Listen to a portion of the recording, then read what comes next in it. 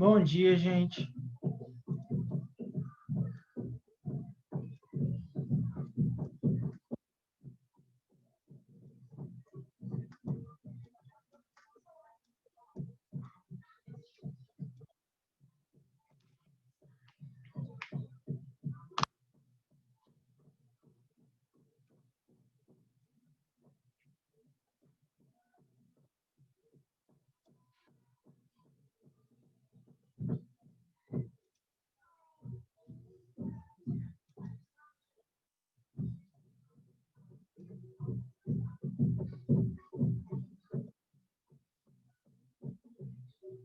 Já vamos começar, tá? Só estou vendo as coisas aqui.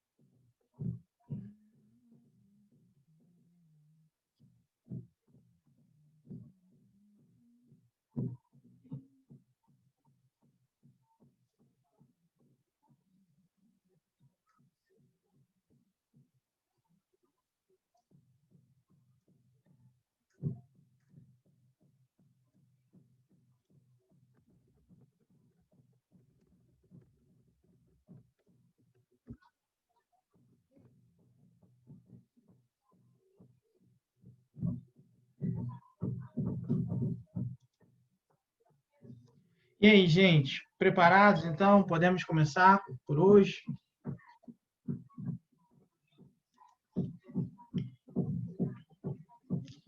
Então, gente, vamos lá. Na semana que vem, a gente vai ter a nossa terceira avaliação desse ano, né? Nossa terceira avaliação nesses novos moldes, à distância, a avaliação online. E aí, a ideia, né, é que a gente conseguisse atingir pelo menos até o módulo 19, né, para falar na nossa avaliação. No entanto, a gente não vai, né, conseguir atingir, a gente não atingiu, a gente não chegou, e a gente vai trabalhar na nossa avaliação dos módulos 15 ao módulo 18, tá? Então, 4 módulos para a nossa prova, e aí a minha parte vão ter 5 questões, como sempre acontece, 5 questões, 3 objetivas, 2 discursivas, né? Então não muda nada. Vamos lá. Além disso, né, aqui está o nosso roteiro de consulta. Eu coloquei para vocês no Escola Web na sexta-feira. Vocês conseguiram acessar, gente? Só para eu ter essa noção. Que eu coloquei lá, mas eu não sei se vocês tiveram acesso. Beleza, então. Então está lá desde sexta-feira, para quem quiser acessar. A aula da semana passada também já está lá. Está tudo lá, está tudo bem colocado lá como era para estar feito. Se não tiver, me avisem, por favor, que aí eu organizo lá direitinho para não ficar nada de fora. Tá? E aí, vamos lá para o roteiro, então. O roteiro não muda nada em relação ao que a gente já viu nos outros 2 primeiros. E aí eu vou começar falando hoje, do roteiro, a parte do onde consultar. Tá? E aí, quando eu coloco a parte aqui do onde consultar, basicamente o que a gente vai ter que ver? Isso aí eu já estou falando para todos. Tá? Então, do capítulo 15 ao 18, né, todos os conteúdos aqui, o que vocês devem aprender, vamos colocar assim, né, vocês vão consultar na apostila, no módulo da apostila, no esquema resumo, vamos colocar assim, que eu coloco para vocês, e aí eu sempre disponibilizo no Google Drive, e o vídeo, né, para quem quiser assistir novamente a aula. Tá? Então, isso no módulo 15, no módulo 16, 17 e no 18. E aí, olha só o seguinte, como que vocês vão fazer isso? Da mesma maneira de sempre. Só que, na era napoleônica, eu coloquei ali, compreender as características do regime empreendido por Napoleão Bonaparte. Então, vocês vão lá no módulo 15, onde está Napoleão Bonaparte, e vocês vão pegar as características do governo dele. Então, vocês vão utilizar o roteiro dessa maneira, que eu acredito que é o que vocês fazem desde sempre. Tá? E aí, mesma coisa, fazer isso com o Congresso de Viena, né? Fazer a mesma coisa com os fatores que levaram ao processo de independência da América Hispânica, e por aí vai. Então, vocês sempre vão pegar essas partes aqui, e aí vocês vão buscar, né, no material que vocês vão ter, as anotações que vocês têm, e por aí vai. Tá? Então, essa parte do onde constar, eu não vou ficar falando aqui, não vou ficar repetindo, então, porque isso é padrão para todos os módulos, é padrão para todos os capítulos. Tá? E aí, beleza. Essa parte aqui do que devo aprender, que a gente vai começar a comentar, que a gente vai falar a partir de agora. Vocês também já estão cansados, né? Alguns estão carecas de saber como eu falo, como eu faço as questões em si. Então, assim, quando eu coloco aqui compreender as características do regime empreendido por Napoleão Bonaparte, não significa que vai ter uma questão que vai falar sobre as características, não é isso. Tá? Com aquela mesma resenha de sempre. Primeiro, entender essas características, que faz parte da compreensão do processo como um todo. Que aí você vai conseguir responder baseado numa questão que está totalmente, né, fora de um texto que vem falando sobre as características. Não é isso. Tá? A questão é compreender para você conseguir entender todo o contexto. E aí você vai conseguir responder. Então, assim, qual é a questão do período napoleônico? Eu não faço ideia. Não faço ideia. Não lembro mais. Não lembro mais porque quando eu fui fazer as provas, eu fiz 11 provas juntos, então não vou lembrar. Eu podia até ter visto, mas não quis. Tá? Então, vamos lá. Primeiro ponto ali, era napoleônica. Compreender as características do regime empreendido por Napoleão Bonaparte e identificar as influências e consequências do regime napoleônico para a política europeia e americana. Tá? Então, os dois pontos são esses. E aí, vamos lá para... onde está? Não. Deixa eu ver onde é aqui.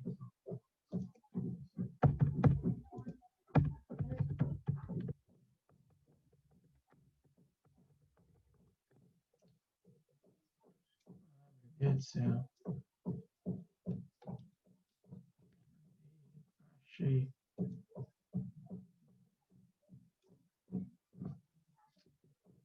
Mais difícil.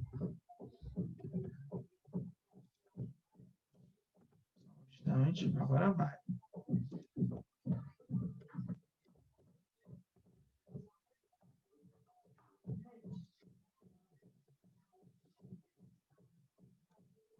Agora foi. Vamos lá. Então, olha só, gente. Esse aqui é o material que a gente usou, né, na nossa aula de período napoleônico. Então, eu pedi ali no roteiro com consulta, eu coloquei no roteiro com consulta, da gente compreender as características do regime empreendido por Napoleão e identificar as influências e consequências do regime napoleônico. Então, vamos lá. Tá? Quais são as características? Vamos lá compreender. Então, primeiro, nessa aula, a gente começou falando sobre o golpe do 18 do Brumário, né? E aí, quando a gente falou e a gente colocou sobre o golpe do 18 do Brumário, a gente estava trabalhando com a ideia do governo do diretório, a gente estava trabalhando com a última fase, vamos colocar assim, da Revolução Francesa. Por quê? A Revolução Francesa ela vai de 1789 até 1799, ou seja, são 10 anos. Nesses 10 anos, ela é marcada por algumas fases. Tem a fase da Assembleia Nacional Constituinte, tem a segunda fase, que é a da monarquia constitucional, tem a terceira fase, que é a da Convenção Jacobina, e tem a quarta e última fase, que é a do Diretório Girondino. Então, a gente observa que há uma alternância entre girondinos e jacobinos no poder. Sendo que o grande problema, a grande questão é que havia uma oposição, havia uma rivalidade muito forte da França, que acabara de deixar de ser um um país absolutista, uma monarquia absolutista, com as nações que eram tradicionais, com as nações que mantinham, que se estabeleciam, tá? Com as nações que se estabeleciam como uma monarquia absolutista. Então, a gente observa que a França ela está num processo, ela está num movimento, vamos dizer assim, de desenvolvimento da sua política, de progresso político, porque está abolindo a questão da monarquia absolutista e está implementando um modelo onde há uma limitação do poder real inicialmente e durante a Convenção Jacobina há uma transformação para um regime republicano. Então a gente começa a observar que se os ideais da Revolução Francesa se mantivessem firmes e fortes, isso poderia gerar uma consequência de um desenvolvimento de novas revoluções francesas em todo o continente europeu, tá? Já está lá no Escola Web, tá? Desde sexta. Está na parte de arquivos, tá? Nos arquivos do segundo trimestre, já está lá, tá? E depois eu posso colocar também no Google Drive, não tem problema nenhum. Não tem problema nenhum, eu posso jogar lá assim que acaba a aula. Deixa eu só anotar aqui para não esquecer.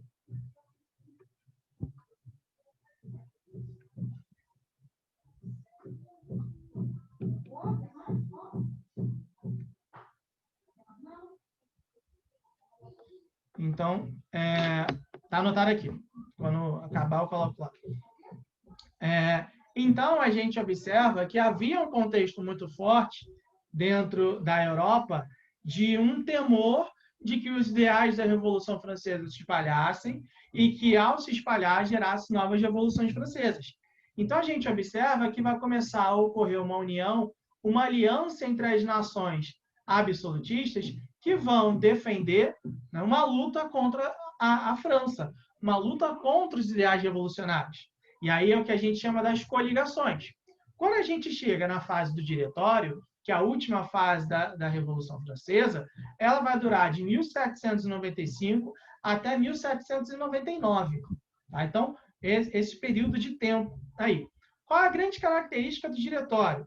É um período da história francesa que vai ter o controle dos girondinos, como vocês estão vendo aí, sendo que vai ter uma maior movimentação das nações absolutistas.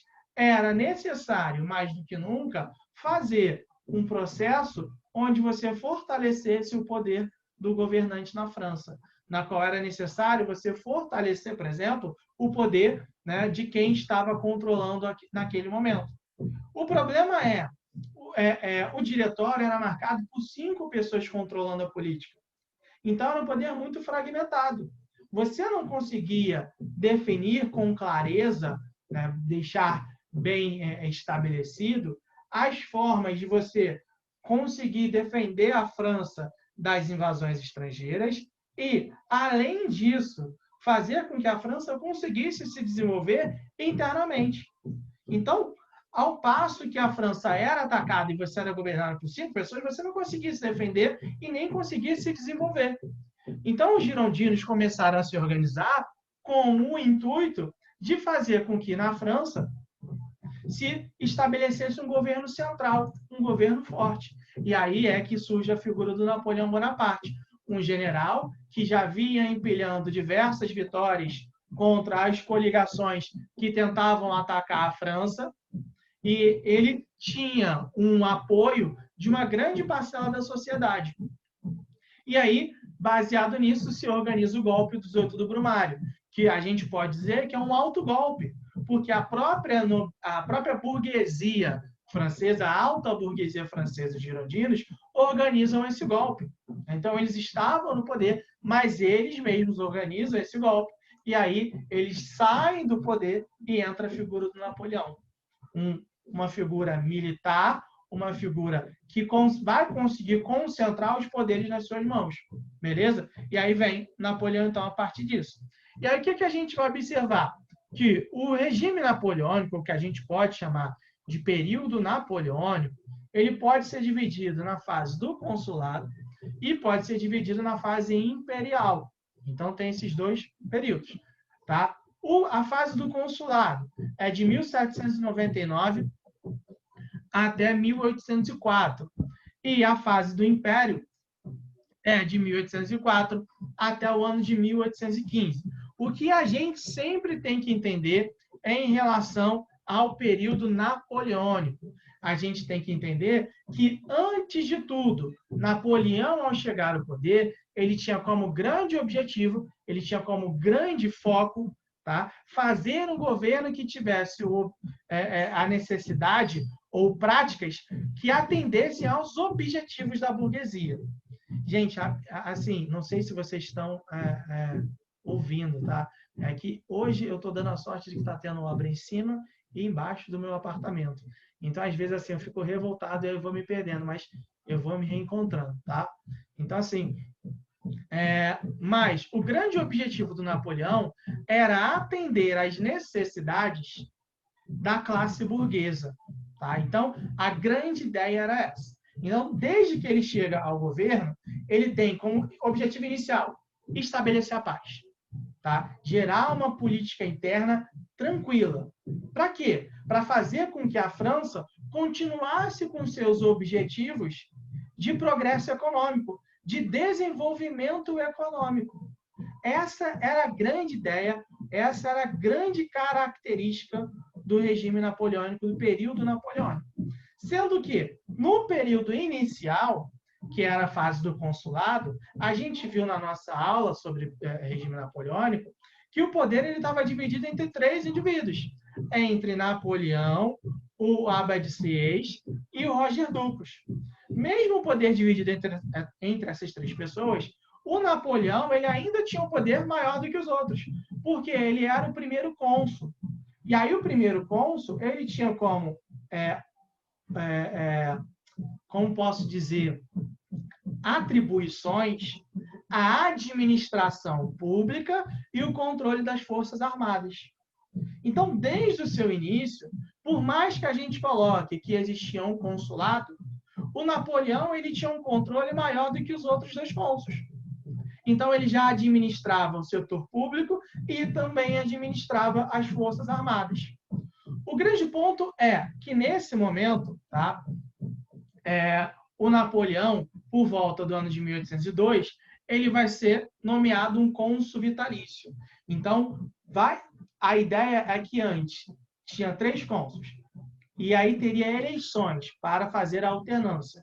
Sendo que, em 1802, Napoleão é nomeado cônsul vitalício. Então, sempre vai alterar 2 cônsuls. O Napoleão ele sempre iria se manter.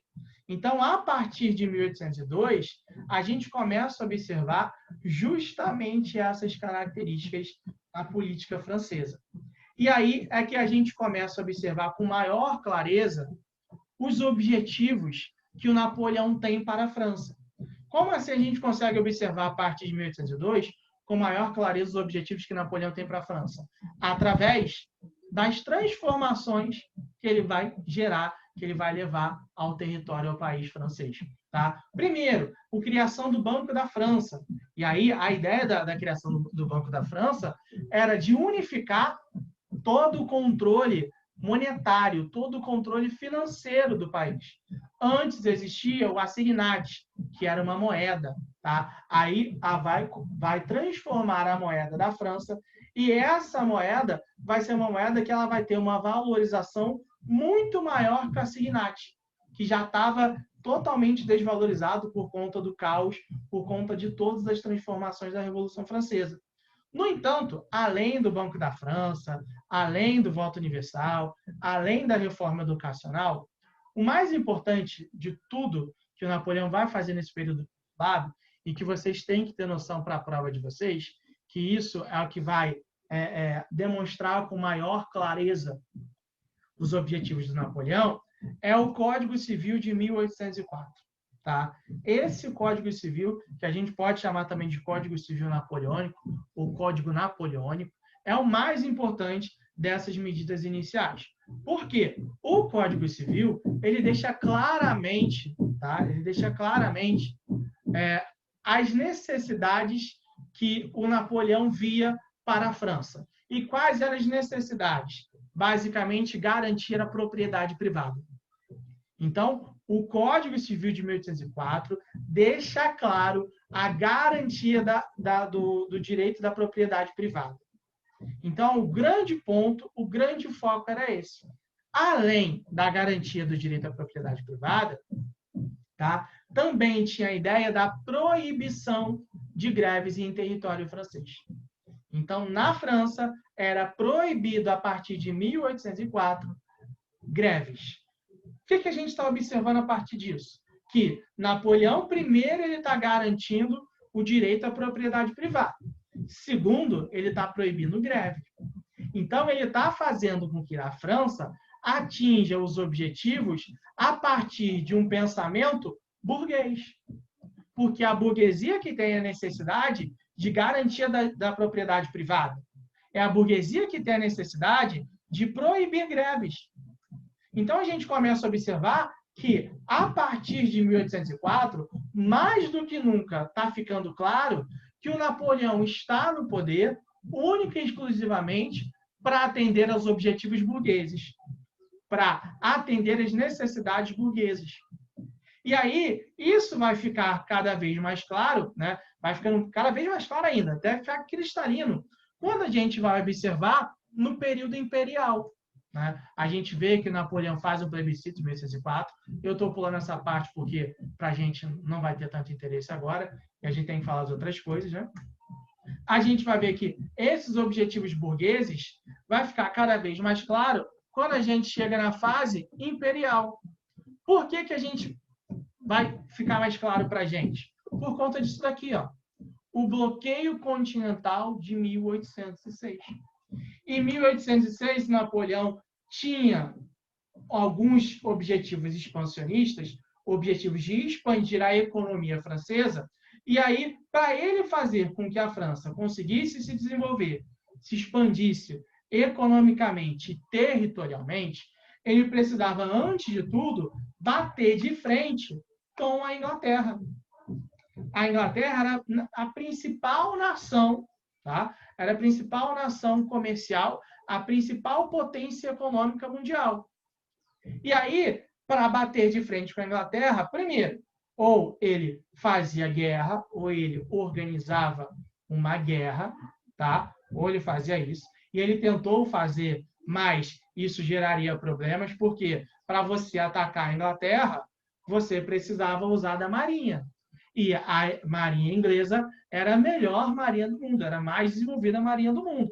Então, ele tinha noção de que se ele entrasse em um conflito marítimo com a Inglaterra, ele sairia prejudicado. E aí, o que ele vai e faz, então? Beleza, não dá para fazer uma guerra, né, bélica, vamos fazer uma guerra comercial. Então, em 1806, ele vai lá e organiza o bloqueio continental. A partir do bloqueio continental, o que a gente vai começar a observar? A gente vai notar que qualquer nação europeia, obviamente, não poderia fazer comércio, não poderia comercializar com a Inglaterra. E, se comercializasse, sofreria uma pena de ser atacado pelo exército napoleônico. Então, a gente começa a observar que, a partir de 1806, há um sufocamento à economia inglesa.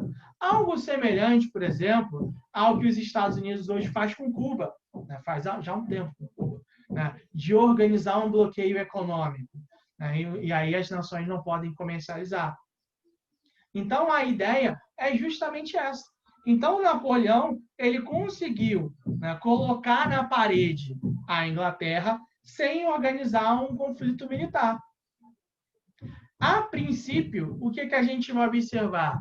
Todas as nações vão não concordar, mas vão aceitar, não vão resistir a esta medida tomada por Napoleão, porque eles sabiam da potência, sabiam da força do exército napoleônico.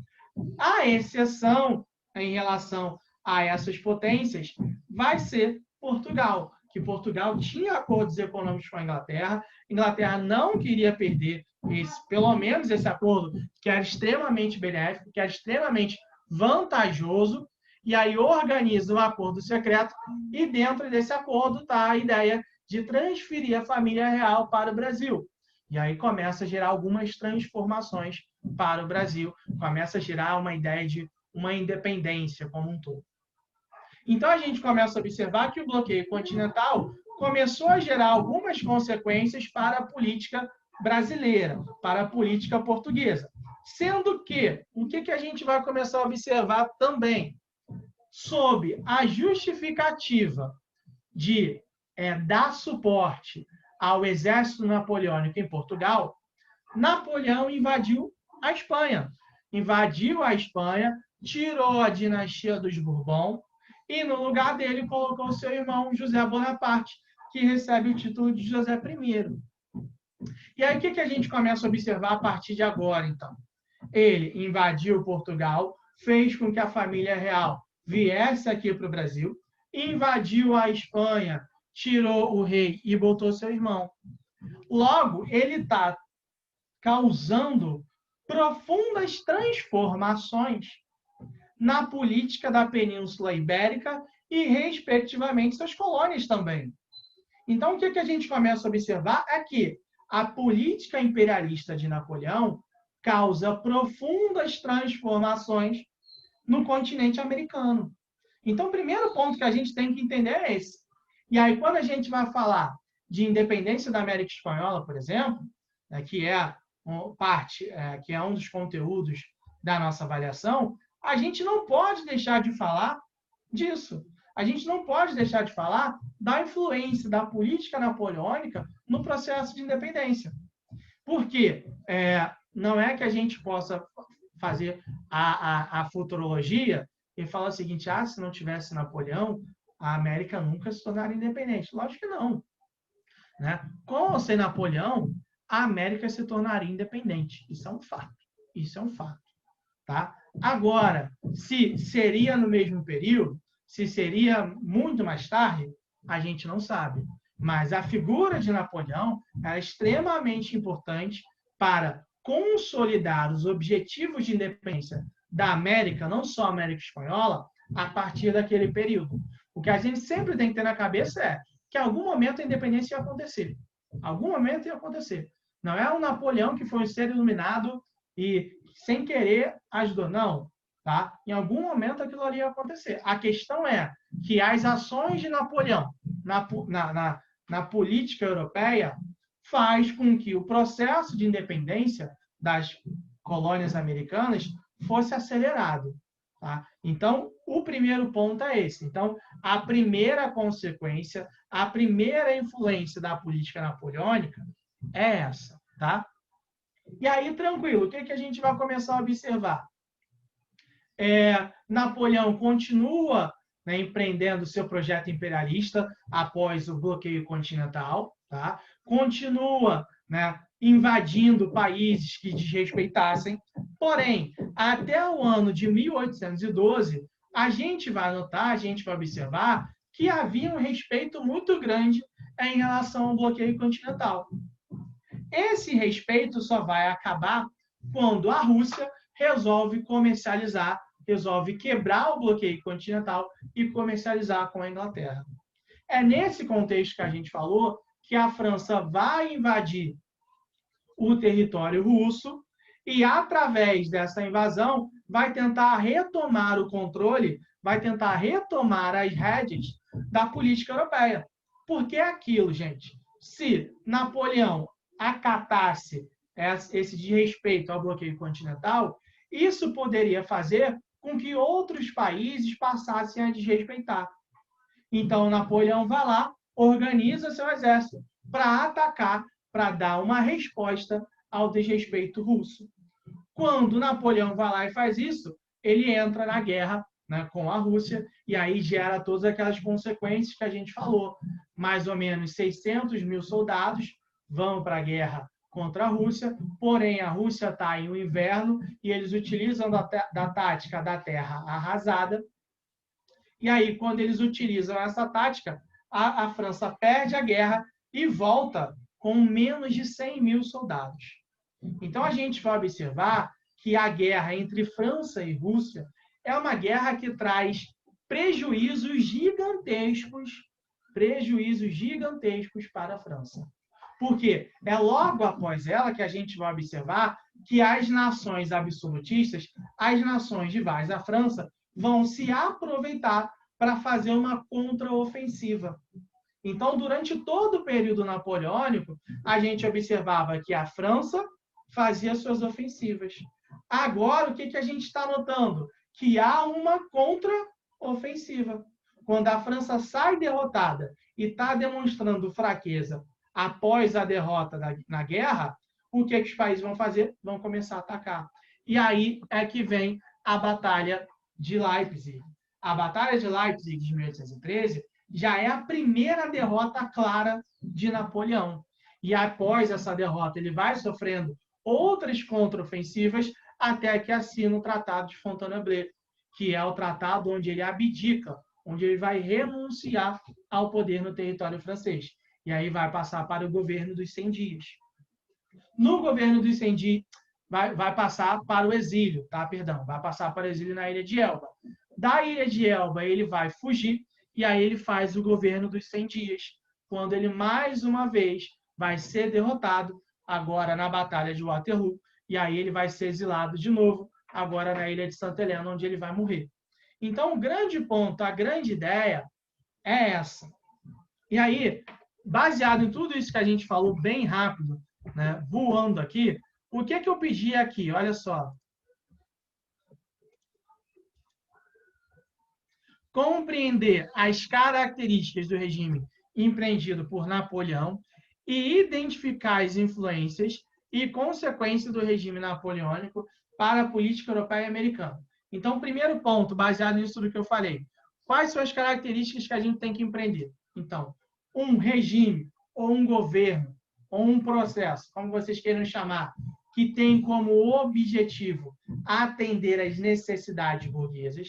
Tá? Então, quando a gente diz atender às necessidades burguesas, a gente está colocando a ideia que está pensando em um objetivo de um desenvolvimento econômico da França, tá? Então, a ideia é essa. E, além desse desenvolvimento econômico da França, um desenvolvimento territorial, uma expansão territorial, tá? Então, as características são essas.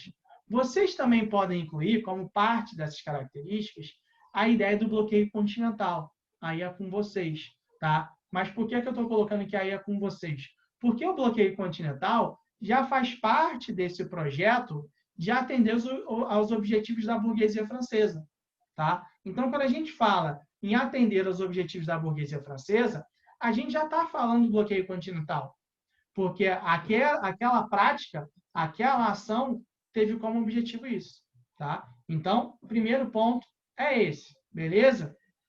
Então, quando a gente fala nessas características, é isso.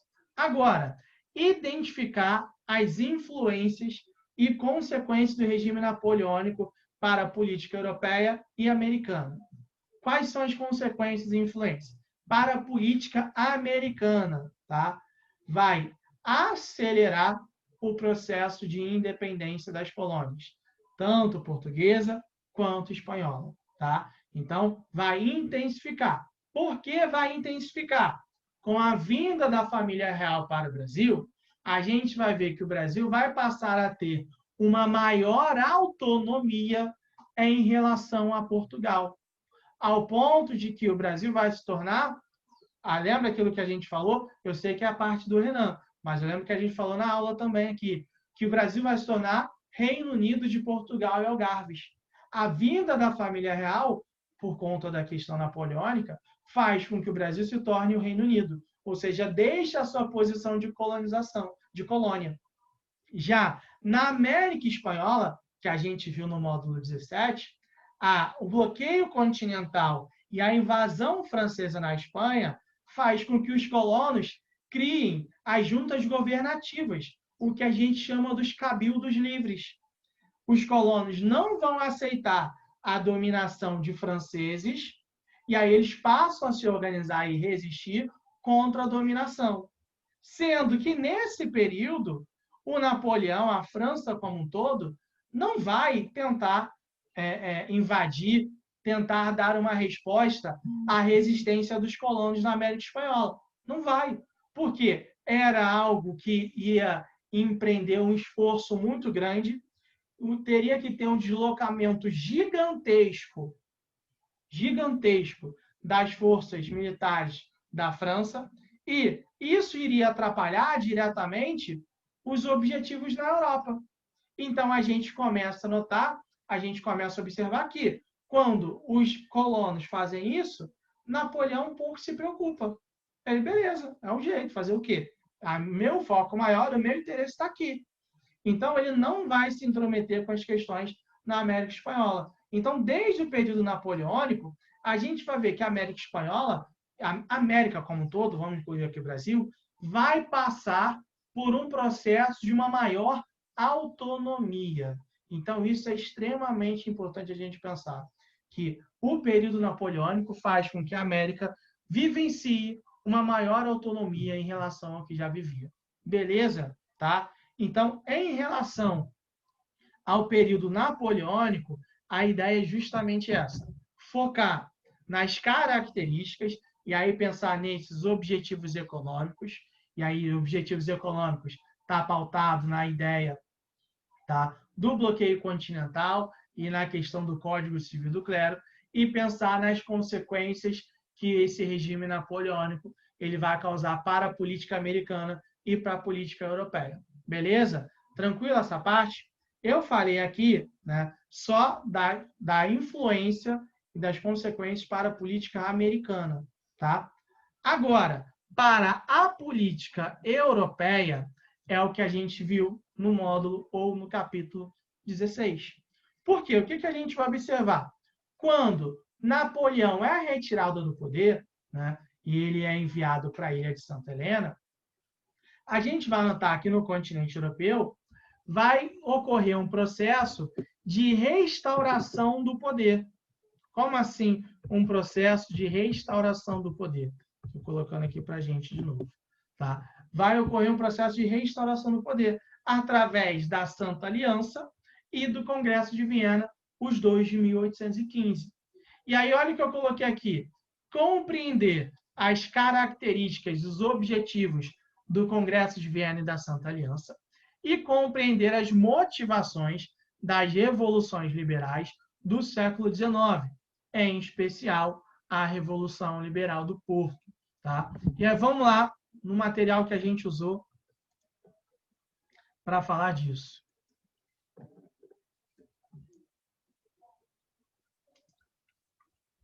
Então, é o seguinte, gente. Tá? Quando a gente fala da Europa do século XIX, a gente não consegue falar dela sem pensar na Revolução Francesa, sem pensar no período napoleônico. Por quê? Tanto a Revolução Francesa quanto o período napoleônico foram dois processos político-econômicos que geraram uma profunda transformação na Europa. Se a gente parar para ver, né, entre período napoleônico e Revolução Francesa foram 25 anos. Tá? 25 anos, esses dois períodos. Sendo que em 25 anos, eles geraram transformações que a Europa estava em grande parte, né, com características próximas ao feudalismo ainda. Tá? Por mais que a gente estivesse na Idade Moderna, diversas práticas ainda eram feudais, principalmente na França. Então, a Revolução Francesa e o período napoleônico transformaram diversas características que eram semelhantes do período feudal para um período que é o que a gente vivencia hoje. Porque a gente viu que esses dois processos fizeram com que o mundo saísse daquela época moderna e entrasse na época contemporânea, na qual a gente está hoje. Então, tanto a Revolução Francesa quanto o período napoleônico foram responsáveis por dar as bases, por construir as bases do mundo que a gente vivencia hoje. Isso a gente tem que ter noção. Né? Não à toa, só para a gente ter uma ideia básica. Se eu não me engano, semana passada, no dia 26 de agosto, né, fez aniversário da Declaração de Direitos do Homem e do Cidadão. A Declaração de Direitos do Homem e do Cidadão é tão importante que até hoje ela é utilizada pela gente. Ela é a base da Declaração Universal dos Direitos Humanos. Então, o que a Revolução Francesa e o período napoleônico fizeram, a gente gostando, concordando ou não, tá? Eles criaram as bases para o momento que a gente está. Então, eles geraram uma profunda transformação na política europeia. E aí, essas transformações, obviamente, afetaram quem já controlava a política desde então. E quem é que controlava a política? Os nobres e o clero. Então, a nobreza e o clero europeu eram os responsáveis por controlar a política. Quando a Revolução Francesa ocorreu, eles perderam o poder e eles ficaram em uma situação, tá, alheia a todos aqueles privilégios que existiam antes. E aí, quando Napoleão é derrotado, o que vai se buscar fazer? Restaurar o equilíbrio da Europa. Só que aquela ideia de restaurar o equilíbrio da Europa não era fazer com que, clero vai ter direitos, nobreza vai ter direitos, trabalhadores vão ter direitos, burguesia vai ter direitos. Todos vão ter os mesmos. Não era isso, não. Tá? A grande ideia que a nobreza e o clero buscava naquele momento ali era restaurar o equilíbrio europeu. Mas esse equilíbrio era baseado, era mediante, tá? Isso a gente sempre tem que ter noção, mediante a um predomínio, a privilégios da classe nobre, tá? Então a ideia é justamente essa. Então assim que Napoleão sai, se busca um reequilíbrio do poder. E aí, para reequilibrar esse poder, vem através da ideia do Congresso de Viena. Quais são as características do Congresso de Viena? É aquilo que a gente falou na aula. O princípio das legitimidades e o princípio das compensações. O que seria o princípio das legitimidades? Seria a ideia de que quem comandava, quem controlava o poder antes da Revolução Francesa, antes de Napoleão, voltaria a ter o poder, tá? Restabeleceria o seu poder. Essa é a grande ideia. Então, o que a gente vai observar? Em Portugal, a gente vai anotar os Orleans e Bragança, né, com a figura do Dom João VI. Na Espanha, Fernando de Bourbon. Na França, os Bourbon, novamente. Então, o que é a ideia do princípio das legitimidades? Restaurar o poder a quem detinha antes da Revolução Francesa. Da mesma forma, eles também queriam restaurar o mapa europeu. Pode repetir o princípio das legitimidades? Posso. O princípio das legitimidades era restaurar o poder das antigas dinastias e que controlavam o poder e controlavam a política, perdão, e que controlavam a política antes da Revolução Francesa. Tá? Então, a ideia era restaurar as dinastias que controlavam a política antes da Revolução Francesa. A grande ideia era essa, o grande ponto é esse. Agora, o princípio das compensações. O Napoleão, durante todo o seu período, ele fez o que a gente entende como a expansão territorial. Então, ele expandiu o território e, obviamente, alargou o mapa da França, alargou a França. Então, tomou territórios de várias outras nações. O que era o princípio das compensações? Então, restaurar o mapa europeu, devolver territórios às nações que haviam perdido por conta da política expansionista de Napoleão. Tá? Então, vou repetir.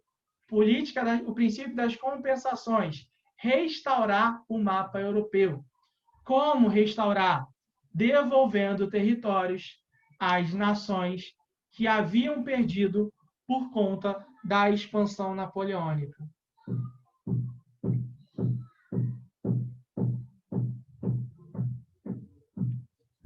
Tá? Então é isso.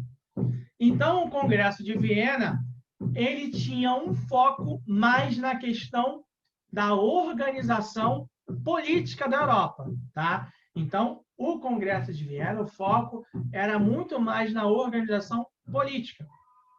Já a Santa Aliança, era uma organização militar.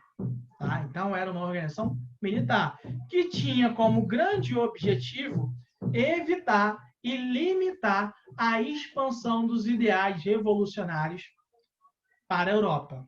Tá? Então, a ideia inicial era evitar com que novas revoluções francesas venham a ocorrer. Em qualquer foco de uma nova revolução liberal, a Santa Aliança estava ali para agir. Então, a grande ideia era essa. Porém, tá? Além de evitar o surgimento e o crescimento de ideais revolucionários na Europa, a Santa Aliança se preocupou em evitar movimentos de independência na América. Então, eles também tinham o objetivo de agir na América quando fosse necessário. Tá? Então, também tinha essa questão. Por conta disso, a gente vai observar que a Inglaterra vai se opor à Santa Aliança. E aí a Inglaterra participa do Congresso de Viena, porque a ela interessa isso. Porém, quando chega na Santa Aliança, a Inglaterra recua, porque eles não concordam com a interferência militar na América, porque eles eram a favor que ocorresse um processo de independência no continente americano, já que, se ocorresse essa independência, eles conseguiriam expandir o seu mercado consumidor. Tá? Então, a gente vai observar que o conservadorismo ele vai ser marcado por isso. Né? Vai se buscar um retorno do conservadorismo, vai se buscar um retorno de um cenário semelhante pré-Revolução Francesa. Porém, o que eles não contavam ou eles não tiveram essa noção, esse pensamento. O que eles não entenderam é que depois de 25 anos de transformações, a sociedade havia se transformado. Não tinha como você transformar um monte de coisa e a sociedade não se transformar também. Não tinha como você fazer isso. E aí, quando eles tentaram implementar essa série de medidas, eles entraram em choque com a nova realidade europeia.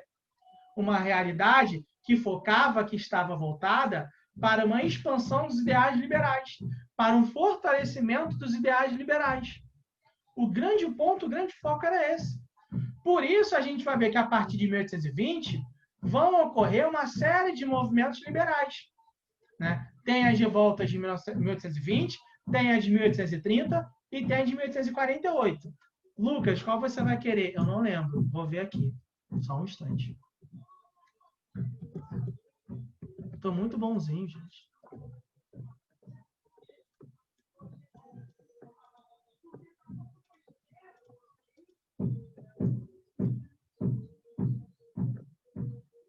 Deixa eu tirar aqui, para não correr risco de aparecer para vocês.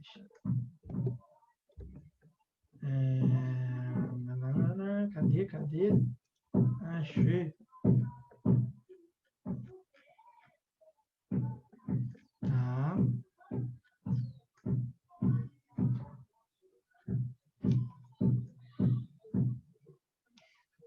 Beleza. Vamos lá, voltar aqui para o que interessa agora. Então, gente, eu já tinha deixado isso claro no roteiro, mas eu preferi confirmar. E, de fato, tá? A única revolta, tá? O único movimento que eu quero que vocês foquem, que vocês olhem, é a Revolução Liberal do Porto. Beleza? Então, é isso, tá? Dá um foco maior nela. E aí, o que a gente tem que pensar em relação à Revolução Liberal do Porto? Assim que o período napoleônico acaba, vem o Congresso de Viena, e aí o Congresso de Viena restaura o poder em Portugal. E aí quem é o rei de Portugal? Dom João VI. Dom João VI estava no Brasil. Então, desde 1815, quando o poder foi restaurado, Dom João VI permanecia no Brasil. E por que ele permanecia aqui? Pelo simples fato de que o Brasil não era mais uma colônia. O Brasil era Reino Unido de Portugal e Algarves. Então, ele tinha saído da posição de colônia e tinha passado para Reino Unido. Então, numa escala, agora, ele está junto com Portugal. perfeitamente o Brasil, se o rei daqui estivesse, ele poderia dar ordens a Portugal. Não tinha problema nenhum, não tinha consequência alguma, tá? Ele poderia, porque o Brasil não é mais colônia. O Brasil está numa mesma escala, numa mesma hierarquia de poder. Tá? O grande ponto é esse. Sendo que, o que a gente vai começar a observar? Na Europa, começa a surgir com grande força os movimentos de resistência ao retorno do conservadorismo. E aí, a gente vai ver que no Mediterrâneo começa a surgir vários. Né? Na Espanha, tem que eu falei com vocês da Revolução de Cádiz. Na Grécia, tem um movimento que consegue a independência da Grécia. E em Portugal vai ter a Revolução Liberal do Porto. O que foi a Revolução Liberal do Porto? E aí, gente, quem está anotando, anota aí, porque isso é o resumo da Revolução Liberal do Porto. É extremamente importante. A Revolução Liberal do Porto é uma revolução liberal e conservadora ao mesmo tempo. Ah, mas por que a Revolução liberal é uma revolução liberal e conservadora ao mesmo tempo? Porque ela queria limitar o poder do rei de Portugal através de uma constituição, tá?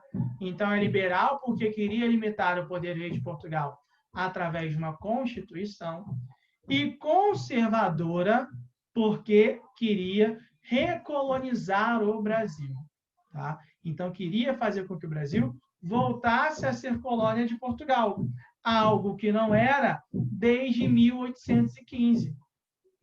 Quem assistiu a novela da Globo, Novo Mundo, viu isso rolando na novela. Né? O Caio Castro lá, e a oposição estava lá, a figura do Thomas e o português lá que tinha um cabelo grandão. Isso é o que de fato aconteceu. Por isso que a gente coloca que a Revolução do Porto é uma revolução liberal, porque limitava o poder de Dom João VI, do rei de Portugal, mas, ao mesmo tempo, ela era conservadora, porque queria recolonizar. Já que ela era burguesa, ela queria fazer com que tivesse matéria-prima em abundância, sem muitos gastos. Então, o grande ponto é justamente esta questão. Beleza até aqui, gente? Tá? Então, a Revolução Liberal do Porto é por conta disso. Tranquilo? Alguma dúvida ou não? Então, nesse ponto aqui, o que a gente tem que ter como noção? A ideia das características, os objetivos do Congresso de Viena. Então, as características, o que vocês podem entender? O princípio das legitimidades e das compensações, e o objetivo era a restauração da política europeia como se estivesse antes da Revolução Francesa. Então, é isso, tá? Tanto do Congresso de Viena quanto da Santa Aliança. E aí, compreender as motivações para as revoluções liberais, tá? E, em especial, a Revolução Liberal do Porto. Quais são as motivações? Isso daqui. Congresso de Viena e a Santa Aliança. Então, a ideia é essa, nada mais. Beleza? Tá? Então, as motivações das revoluções liberais são essas e ponto final.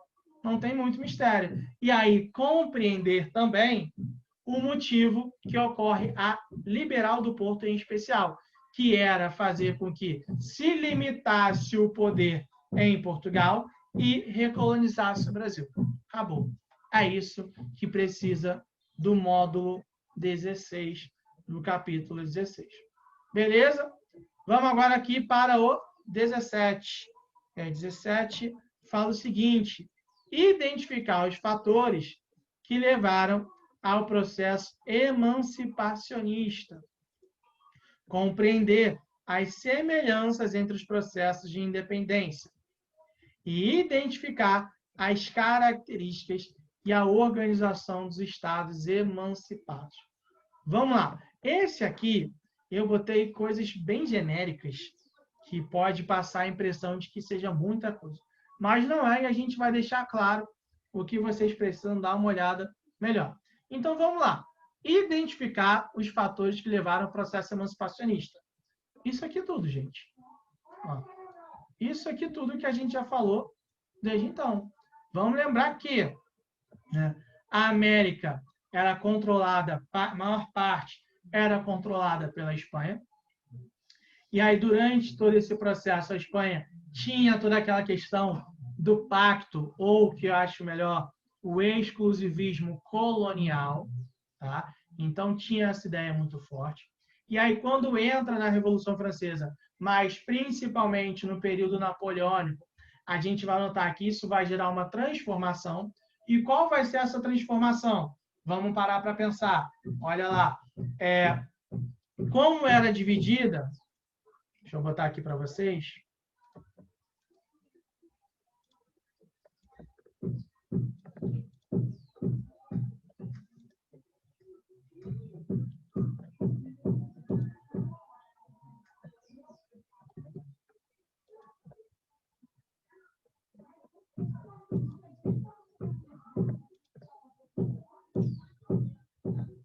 Vamos lá, olha só. Como era dividida, tá, a sociedade e a política na América Espanhola. No topo estavam os chapetões, abaixo os crioulos, abaixo os mestiços, indígenas e africanos escravizados. A organização da sociedade, a hierarquia da sociedade, refletia a hierarquia política. Então, quem estava no topo, os chapetones, controlavam a política. Quem estava abaixo deles controlavam a economia, mas tinham um certo poder local, tá? Então, num geral, o controle máximo estava nas mãos dos chapetones. Então, desde o início da colonização, já havia uma rivalidade forte, uma rivalidade grande entre chapetones, que eram espanhóis que iam para a América para comandar a política, para administrar as colônias, e os crioulos que eram nascidos na América, mas que não tinham controle. Eles eram elite econômica apenas. Então já havia essa rivalidade. Quando há a subida de Napoleão na Europa, e, consequentemente, a figura de seu irmão, José I, o que a gente vai notar? Que na Espanha vai ocorrer as juntas governativas. Vão ocorrer as juntas governativas. O que seriam essas juntas governativas? Governos de resistência dos espanhóis. Mas esses governos de resistência vão fazer com que, tá, se gere na América Espanhola também governos de resistência. Sendo que esses governos de resistência são governos, não dos chapetones, são os governos dos crioulos, que aí formam o que a gente chama dos cabildos livres. Então, durante o período napoleônico, a gente nota que os nascidos na América se revoltam, resistem contra a dominação colonial e passam a ter uma maior autonomia em relação à sua metrópole.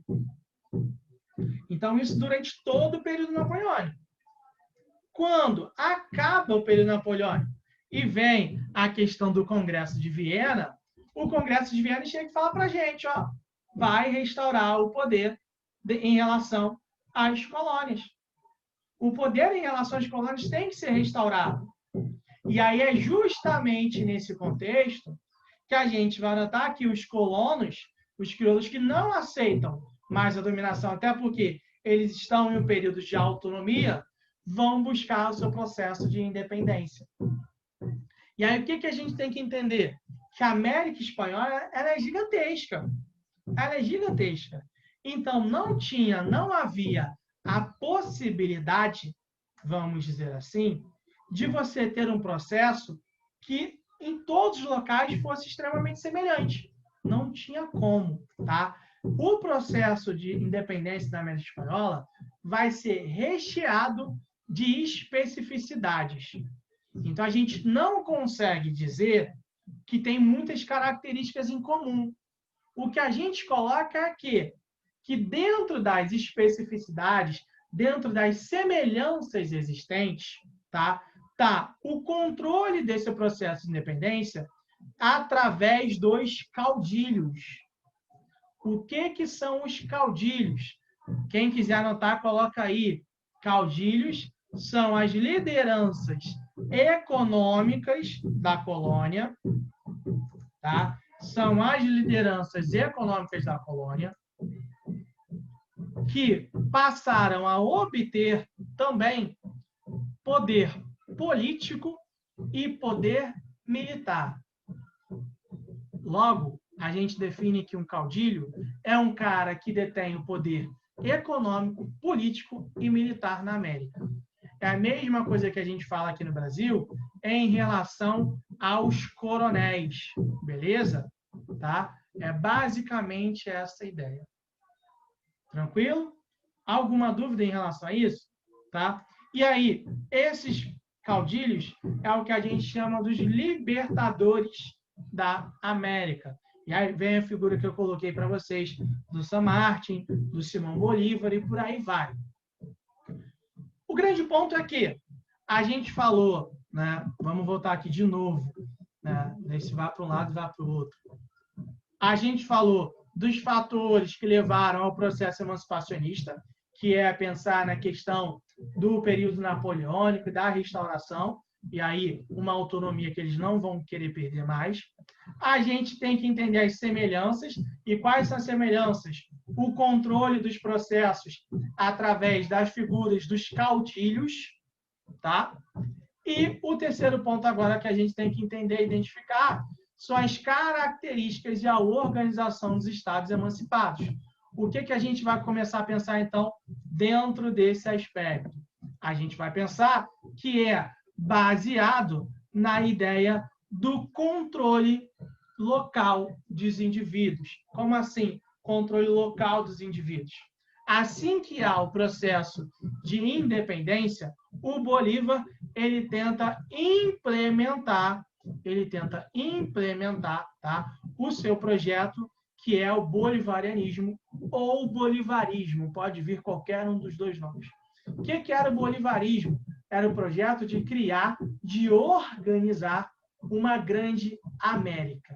Essa era a grande ideia do Simão Bolívar.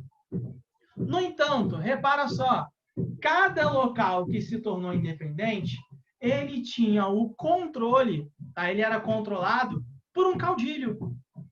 Então, repara, os países foram se tornando independentes e cada um desses foi controlado por um caudilho. Logo, o caudilho ele tem um poder sobre tudo aquilo ali. Quando o Simão Bolívar ele defende o seu projeto de união, de formação da Grande América, os caudilhos não vão aceitar, porque eles vão ter os seus poderes limitados. Então, eles vão se organizar para se opor ao projeto bolivarista, ou bolivariano, qualquer nome, tá? Então, vão se organizar. E aí, o que a gente vai notar? Que após a independência, a América ela vai ficar fragmentada, tá? Vai ficar fragmentada em diversos estados nacionais, com o controle político dos caudilhos e, por conta disso, uma economia voltada ainda para o setor agroexportador. Então, a gente nota que, após a independência, a América vai ter uma emancipação política, mas não vai ter uma emancipação econômica. Por quê? Quem controlava a política estava satisfeita com aquela situação. Por quê? Os caudilhos eram os que exportavam seus produtos para o exterior. Então, se o Brasil, porque é o mesmo caso do Brasil, tá? A mesma coisa, gente, não muda nada. Então, se a América ficasse nessa situação, para ele estava perfeito. Então, a principal característica é uma América fragmentada, com o poder dos caudilhos e com uma economia predominantemente agroexportadora, o que faz com que, até hoje, a América seja uma região dominada pela economia externa. Então, não muda. Então, a situação de exploração que a América vive é por conta de que atende a interesses de alguns. Tá? Então, é a mesma coisa, não muda nada do Brasil. não muda nada. Se hoje a gente está nessa situação de dominação, né, de ser dominado, perdão, é por conta de que nunca houve o interesse real, desde o processo de independência, de que se desenvolvesse a economia, que se passasse por um processo de industrialização, que saísse desse setor agroexportador. Nunca teve. É o que aconteceu com a América Espanhola também. Beleza? Então, esse é o ponto, tá? Esse é o ponto do módulo 17. Beleza? Alguma dúvida até agora, gente? Ou não?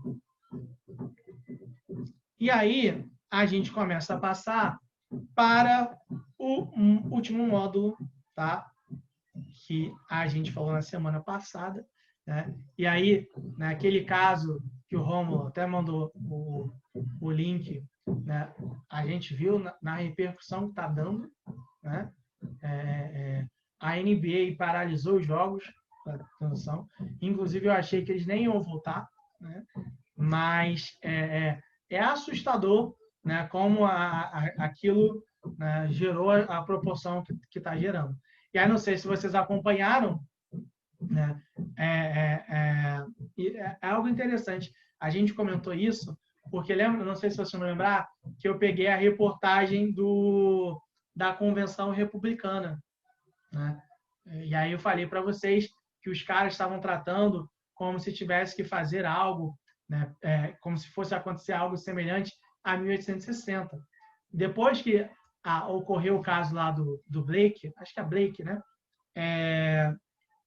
Começaram a ocorrer uma onda de manifestações, como talvez vocês viram, e dentro dessas manifestações aconteceu o caso daquele garoto, né, sendo bonzinho com aquele indivíduo de 17 anos, de andar com um fuzil no meio da manifestação. E ele matou 4 pessoas, se não me engano. E aí os noticiários estão se referindo a ele como um supremacista branco. E aí o argumento dele, não sei se vocês viram, é que ele estava defendendo as propriedades para elas não serem vandalizadas. Ele andando no meio da manifestação, 17 anos, com um fuzil, matou 4 pessoas para defender propriedade. O argumento dele. Todo mundo sabe por que ele matou, né? Mas o argumento dele é esse. O argumento dele é esse. E aí repara como o clipe que a gente colocou, é muito claro. Os Estados Unidos se preocupam mais com propriedade, com a propriedade privada, vamos dizer assim, do que com indivíduos. O garoto de 17 anos, ele tem a idade de vocês, né? Só para a gente ter noção, tem a idade de vocês. Para a gente ter noção de como ele, com 17 anos, ele tem uma mentalidade que é a mentalidade que se vende nos Estados Unidos. É justamente isso, cara. Assim, parece que a gente odeia os Estados Unidos, mas não. A gente, assim, está analisando a realidade como é. Né? É justamente isso. Não, um garoto de 17 anos já tem uma mentalidade dessa. E aí, durante a manifestação, não sei se vocês acompanharam, né, isso que aconteceu, alguns manifestantes acusaram o garoto. Cara, tem uma imagem dele andando com um fuzil, e aí ele está andando, e a polícia está olhando o garoto andar. A polícia não faz nada, faz nada. A polícia está vendo uma pessoa com um fuzil, né, um garoto de 17 anos com um fuzil, e aí todo mundo está falando assim, ó, ele matou não sei quantas pessoas, ele atirou não sei quantas pessoas. E a polícia fica parada. É nesse nível. Né? Ele era branco. E a polícia não fez nada. Então, assim, isso mostra muito de tudo aquilo que a gente falou, né, na aula passada. É um reflexo do que a gente vê na história dos Estados Unidos. E aí, para completar, o que a gente viu nesses últimos dias? O presidente dos Estados Unidos, quando vai falar em relação às manifestações que estão ocorrendo, a única coisa que ele usa é lei e ordem. É isso. Então, ele não está preocupado com a morte. Ele não está preocupado. Ele está preocupado em impor ordem, em impor a lei. Porque se a gente parar para pensar, aquelas manifestações que estão ocorrendo lá, de certa forma, estão indo contra a lei. É um fato. Porque está gerando um caos, está destruindo um monte de coisa. No entanto, o que se fala ali? Que aquilo ali é um movimento de resistência a toda aquela situação de morte que está ocorrendo. Né? Então, o que o presidente ele chega e fala, lei e ordem. Né? É isso que ele está implementando ali. Porque os Estados Unidos é pautado nisso. Não interessa se a lei e se a ordem vai ferir, vai matar uma parcela da sociedade. Pouco importa. O que importa é que se mantenha a ordem de dominação dentro dos Estados Unidos. Então, é justamente isso que a gente começa a observar e que a gente falou na aula passada, e que, assim, tá acontecendo. Está acontecendo. Tá? Então, isso vocês podem pensar também. Por quê? Quando a gente fala de supremacista branco, esse garoto de 17 anos que já tem essa mentalidade, né, a gente está falando automaticamente do movimento da Ku Klux Klan, que é nos Estados Unidos, que é muito forte nos Estados Unidos. Né? Por mais que a gente ache que não, né, por mais que a gente não veja, ele ainda é muito forte, como a gente já tinha falado. E aí ele é um reflexo de todo o processo dos Estados Unidos como um todo. Por quê? Quando a gente falou dos Estados Unidos, primeiro, a gente falou sobre o processo de colonização. E aí a gente colocou que o norte tinha uma colonização de povoamento, o sul de exploração. Tá? E aí, a partir dessa colonização de povoamento de exploração, quando se torna independente em 1776, começa o processo de expansão dos Estados Unidos. Os Estados Unidos saem do leste em direção ao oeste. E aí, quais foram as motivações que a gente colocou? Busca por terras por conta do processo de imigração que estava acontecendo. A gente estava observando cada vez mais europeus indo para lá, também por conta de um processo de embranquecimento de raça, já que era incentivado pelos Estados Unidos. Né? A gente observa que também tinha os interesses econômicos de exploração de recursos naturais e, para além desses objetivos, também tinha a ideia de fazer comércio com a Ásia com uma maior facilidade. Então, queria controlar a costa oeste para comercializar com a Ásia. Então, a gente observa que, a partir desses objetivos, dessas motivações, a gente vai notar que os Estados Unidos começam o seu processo de expansão. Sendo que esse processo de expansão ele é baseado na ideia que a gente falou da doutrina do destino manifesto. Aquela doutrina dos valores genuinamente americanos. Né? De que o povo americano, que tinha uma predominância de puritanos, entendia que eles eram seres iluminados por Deus para levar a civilização e para levar o progresso em direção ao oeste. E aí começa o extermínio, começa o genocídio, tá? Em relação às populações nativas dos Estados Unidos. Né? Começa toda aquela morte em larga escala de indígenas. Então, a gente começa a observar que o processo dos Estados Unidos é muito pautado nessas ideias. E aí, algo interessante para vocês sempre lembrarem, terem na cabeça de vocês, é aquele quadro que eu mostrei do progresso indo em direção ao oeste.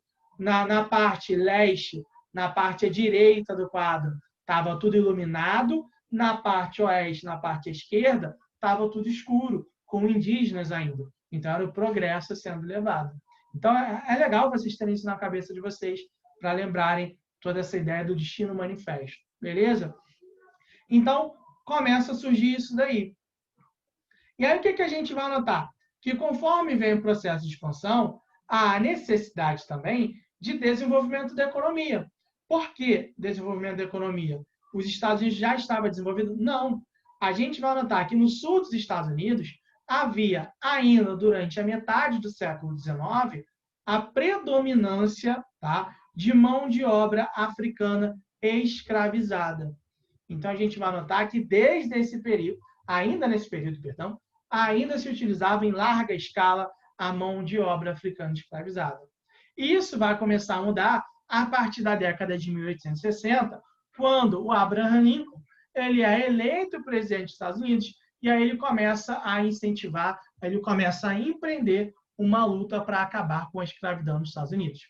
E aí ele é eleito, e quando ele é eleito, vai ocorrer uma ruptura entre o norte e sul dos Estados Unidos.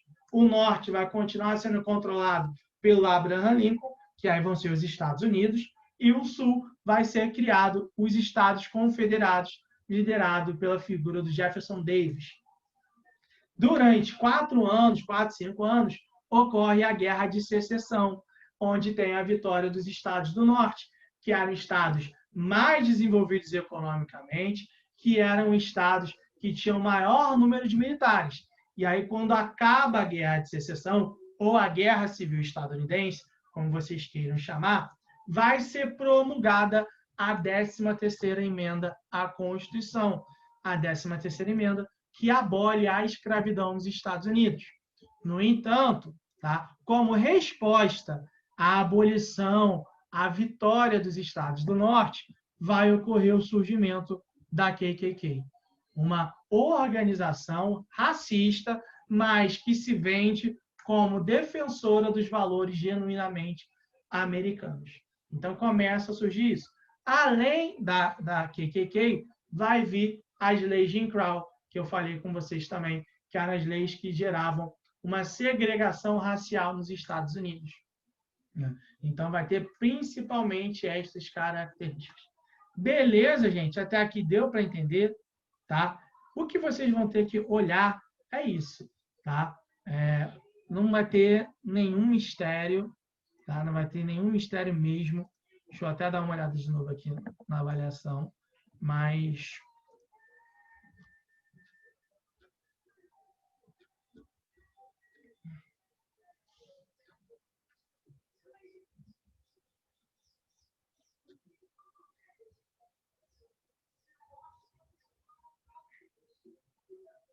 é isso. Isso que a gente falou já fica perfeito. Beleza, galera? Alguma dúvida? Essa aula aqui vai até 11h25. Temos 15 minutos. Se temos 15 minutos, tentem fazer alguma dessas questões aí rapidinho, gente. Mandei no chat aí para vocês. Para a gente tentar corrigir pelo menos duas.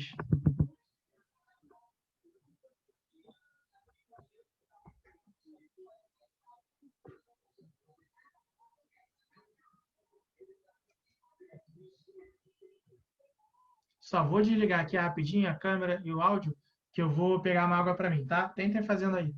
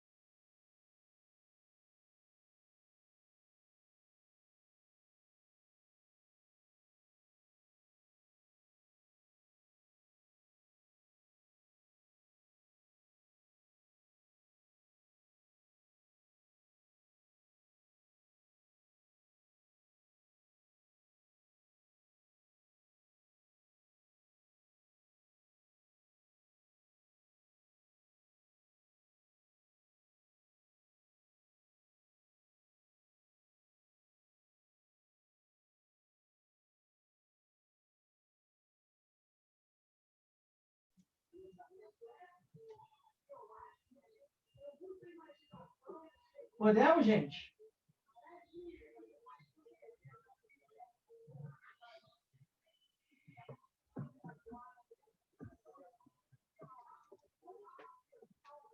Beleza.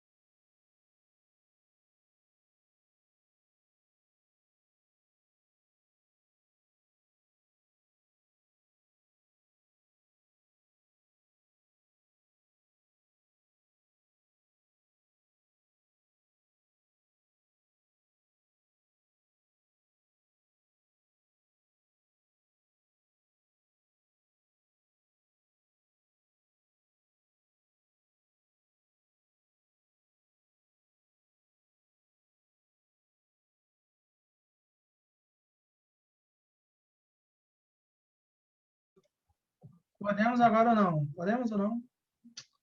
Então, vamos lá, gente. Vamos ver se a gente consegue corrigir o máximo de coisas possível.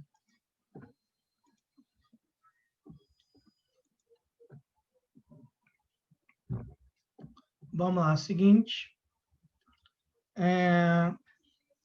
São quantas questões? São 4. E aí,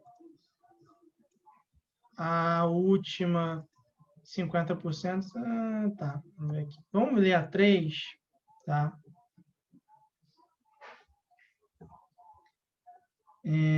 Só um instante.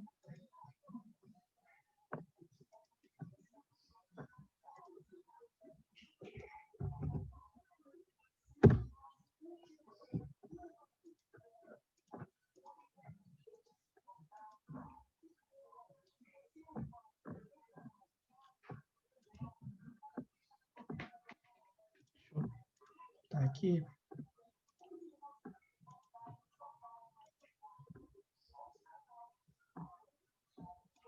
Vamos lá, olha só. A 3 fala o seguinte para a gente, ó. Leia o trecho abaixo. O termo independência adquiriu ressonância no vocabulário político, especialmente a partir da deflagração da Revolução de 1820 na cidade do Porto. Foi bastante utilizado em manifestos revolucionários para sublinhar a possibilidade de a nação portuguesa e os portugueses de ambos os mundos regenerarem os tradicionais princípios monárquicos do reino, estabelecidos no século XVII, com a ascensão de Dom João IV de Bragança. A proposta fundamental era de construir a independência nacional, articulando a monarquia a uma Constituição que estabelecesse limites ao poder real e garantisse direitos e liberdades civis e políticas aos cidadãos do Império. Cecília Oliveira. Enquanto o processo de independência da América Portuguesa uniu as diferentes facções oligárquicas, estabelecendo um sistema unitário sob regime monárquico, na América Espanhola havia diferentes frações de uma mesma oligarquia. Esse fato, e aí vem lá, evoluiu justamente por não haver um poder forte, numa forma de Estado nacional moderno, independente do capital nacional, internacional? Não, nada a ver essa ideia. Levou a uma participação maior das camadas sociais mais baixas no movimento que foi conhecido como caudillismo? Não. Levou, né, sempre, o processo sempre foi controlado pelos caudilhos, que era a elite econômica. Não teve participação das camadas mais baixas. Se consolidou, logo após a emancipação, um poder político ainda mais centralizado e autoritário, como a forma de ditadura militarista. Não, houve fragmentação. O texto, né, o comando da questão, já diz isso para a gente, ó, frações. D. Gerou um estável e difícil período com um progressivo uso das forças para conter as massas a serviço dos interesses da elite. Tá? Isso aí tá, quando ele coloca, é que se organiza estados nacionais controlados pelos caudilhos, que eram a elite econômica, e aí em qualquer movimento de cunho, qualquer movimento de caráter popular que venha a ocorrer ao longo da história, esse movimento vai ser controlado através de uma via militar. É a mesma coisa que acontece no Brasil. Qualquer movimento de caráter popular, após a independência, é tratado dessa forma, é tratado dessa maneira. Beleza? Então, a resposta é essa. E aí, vamos ver aqui a última. Foi contida por tropas inglesas e norte-americanas que visavam manter a unidade política, desenvolvendo o pacto colonial. Não, também não. Também não. Inclusive, para os dois, era melhor que o poder ali tivesse fragmentado, porque era mais mercado consumidor. Então, não é isso aí não, tá bom? Vamos ver aqui a 2. A 2 fala, os Estados Confederados podem adquirir novo território. Em todos esses territórios, a instituição da escravidão negra, tal como ela existe nos Estados Confederados, será reconhecida e protegida pelo Congresso e pelo governo territorial. E os habitantes dos vários Estados Confederados e territórios terão o direito de levar para esse território quaisquer escravos legalmente possuídos por eles em quaisquer estados ou territórios dos Estados Confederados. Cara, isso aqui é confuso, muito estado escrito.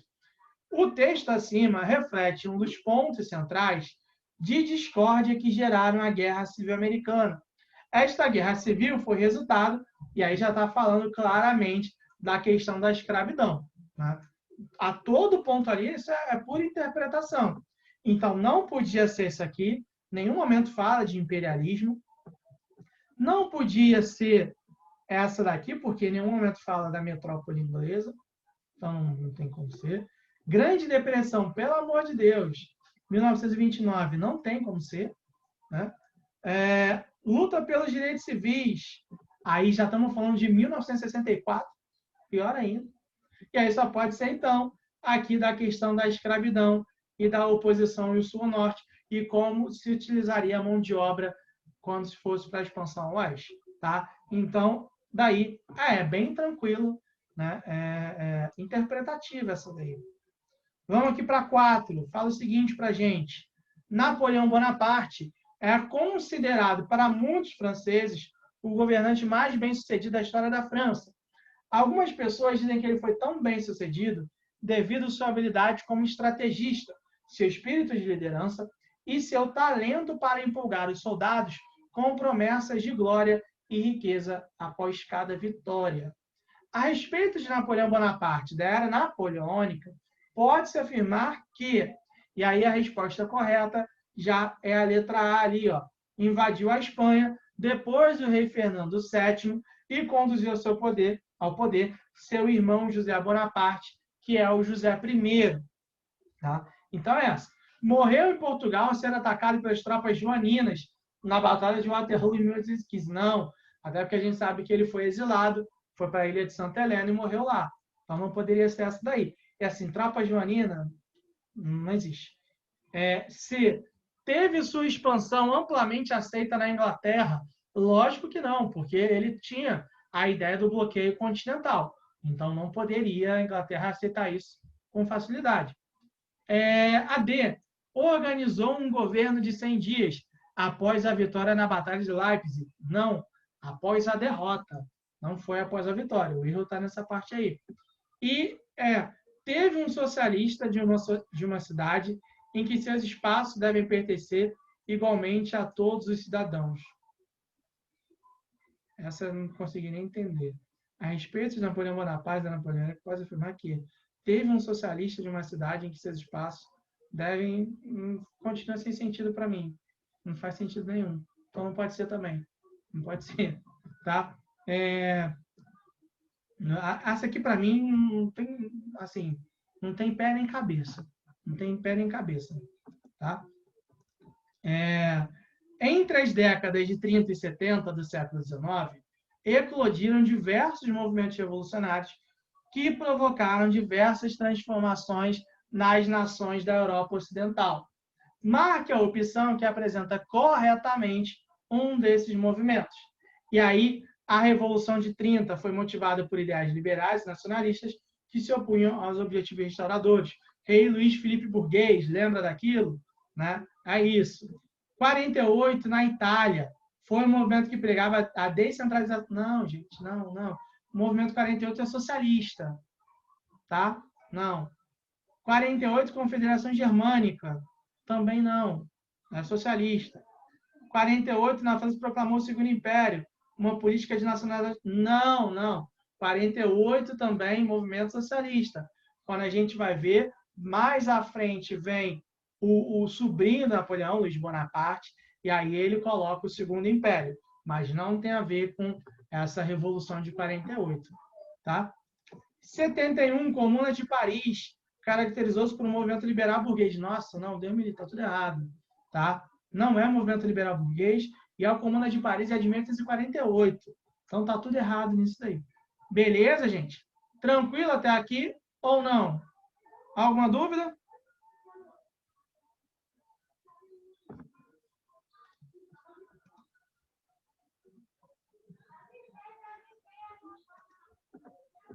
Cadê o chat, gente? Apareceu. Tá? Então é isso, gente. Tá? Eu vou fazer o que vocês pediram para botar lá no Google Drive. Tá? E aí, mais tarde, ela já vai estar no Escola Web, no YouTube no Escola Web. E aí eu aviso a Isabela, né?